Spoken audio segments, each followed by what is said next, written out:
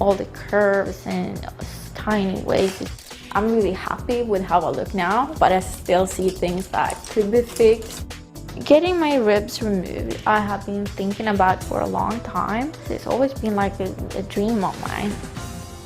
That was our guest, Pixie, who made news recently when she announced she wanted to have 6 of her ribs removed by a doctor in her quest to get a 14-inch waist. She found that doctor in Indianapolis, plastic surgeon Dr. Barry Epley, who, after consulting with Pixie, agreed to do the controversial procedure. Pixie also had an outside documentary company tag along to tape the entire ordeal. It's really hard to find a surgeon, almost impossible. The only reason why I can do it now is because doctors finally started taking me seriously, because they see that I'm not a crazy person. I know what I'm doing. There's nothing complex, extraordinary, or unduly difficult about it.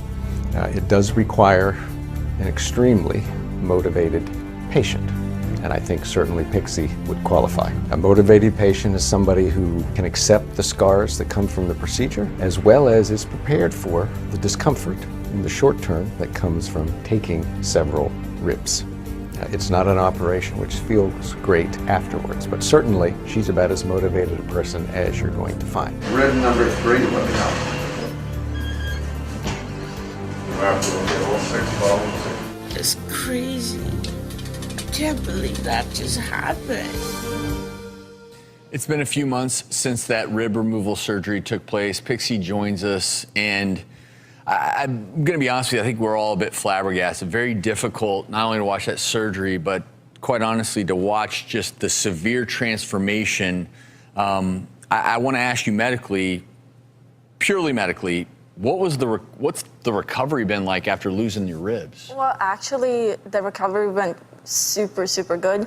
I had a long discussion with the surgeon, and he said 6 weeks recovery. I was back in my corset 2 days later.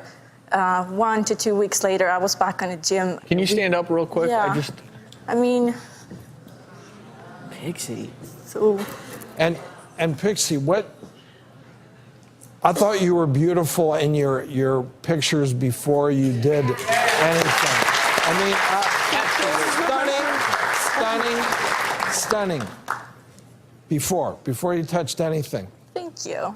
But yeah, you obviously you didn't feel that way. No, it's not about. Everyone think it's because I want attention or I didn't like myself before. Actually, I loved myself before. I really did. And I used to be an electrician. I worked in a small town, and I'm really passionate and going for things. And my family always said, you're good at everything, but you're not really good at anything. And then until I found That's not a compliment. No, that is a compliment. Well, that means that I'm good in a lot of things. But I'm really good at this. Obviously, I found my thing. I'm good at. The other thing that strikes me, you started in that picture, which we all agree you looked wonderful, but you say you're not done yet. You say there's still more to do. Yeah. I mean that. What's your goal? Again, that thinking is. What are you trying to do? My goal is to do what makes me happy. To do what makes you happy. What makes me happy. Are you happy right now? Are you happy today? I am super happy right now, and I love what I'm doing. I've never been so happy in my complete life. For the first time in my life, I feel like I'm doing the right thing for me. I have a vision of how I want to look, and I'm really close to that. So what else do you need to do? What else I need to do? Exactly I have some plans, and I'm not revealing this right now. You're gonna have to follow me to know. But I'm close to my vision. Yes. More with this story when we return.